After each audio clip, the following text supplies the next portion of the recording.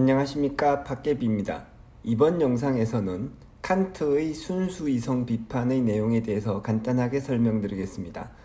특히 수학과의 관계 속에서 이것을 이해해야 쉽게 이해할 수 있습니다. 순수이성 비판의 내용은 무엇일까요? 제목을 봅시다.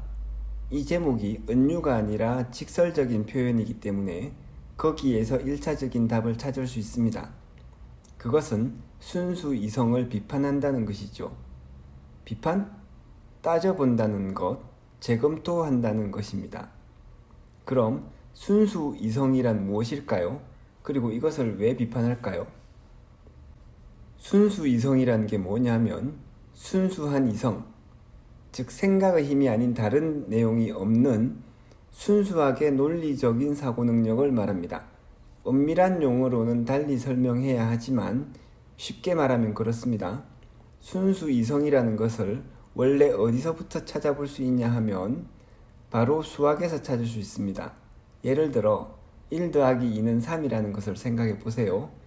이런 수학의 내용을 이해할 때 한 개와 두 개가 사과를 의미하는지 자동차를 의미하는지를 몰라도, 즉 경험적인 내용을 몰라도 순수한 이성의 힘만으로 이해할 수 있다는 것입니다. 그럼 이런 순수 이성을 철학에서 왜 비판할까요? 그것은 철학의 핵심인 형이상학이 바로 순수 이성에 의해서 이루어진다고 보기 때문입니다. 연역적 증명을 중심으로 하는 수학이 플라톤 시대에 이미 많이 발달해 있었고 이런 사고방식을 철학에 적용했지요. 특히 아리스토텔레스도 그러했습니다. 그래서 아리스토텔레스가 그런 내용을 분리를 해서 논리학과 형이상학을 시작하게 되었습니다. 이렇게 형성된 철학의 내용을 칸트는 선험적 종합판단이라고 불렀습니다. 그럼 선험적 종합판단이라는 말의 뜻을 알아봅시다.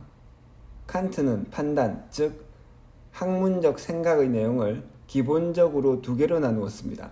하나는 종합판단이고 다른 하나는 분석판단입니다. 해는 동쪽에서 뜬다. 이런 것은 종합판단의 예입니다. 해와 동쪽이라는 두 개념이 이 문장에서 종합되었지요. 이런 내용은 경험해야만 알 수 있습니다. 그래서 경험적 판단이 됩니다. 한편 남자는 사람이다 와 같은 내용은 분석 판단의 예입니다. 남자라는 개념을 잘 이해하면 그 안에 사람이라는 뜻이 이미 있다는 거죠. 동어 반복이고 논리로 알 수 있는 내용입니다.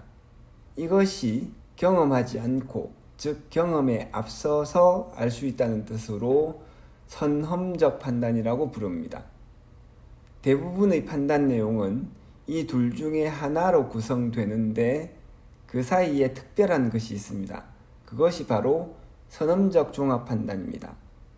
이것은 경험하지 않고 알 수 있어서 선험적인데 동시에 그 내용이 동어 반복이 아니기 때문에 종합판단이라고 생각하는 것이죠. 수학의 예를 보면 1 더하기 2는 3에서 1과 2의 3의 의미가 분석적으로 들어있는 것은 아니죠. 그래서 종합판단이라고 봅니다. 하지만 이것은 경험하지 않고 알 수 있으므로 동시에 선험적이라고 본 거죠. 참고적으로 현대 수학자들은 이에 동의하지 않습니다. 칸트가 그렇게 생각했다는 것입니다. 어쨌든 이것이 바로 칸트가 볼 때 수학과 형이상학의 내용입니다.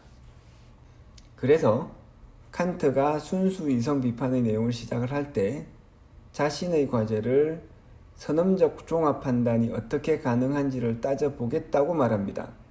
이 말의 의미는 이겁니다.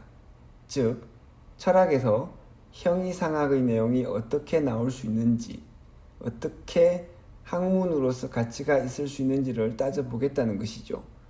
이것이 순수 이성 비판의 목적이 되겠습니다. 이렇게 구성된 순수 이성 비판의 내용은 이 영상에서 설명하는 것처럼 이와 같이 선험적 형식과 감각 경험의 결합으로 우리의 인식과 판단이 구성된다는 것입니다. 그리고 선험적 종합 판단은 선험적 형식에 의해서 생겨난다는 것이죠. 상세한 내용은 해당 영상을 참조하세요. 지금까지 칸트의 순수 이성 비판을 이해하기 위한 기본적인 개념들을 수학과 관련해서 설명드렸습니다. 한편 제가 쓴 초딩 인생 논리학이라는 책이 나왔습니다. 어린이를 위한 논리적 사고 동화책입니다. 논리적 사고 교육에 관심 있는 많은 분들의 관심 부탁드립니다. 시청해 주셔서 감사합니다. 도움이 되셨다면 좋아요와 구독 그리고 알림 설정을 부탁드립니다. 감사합니다.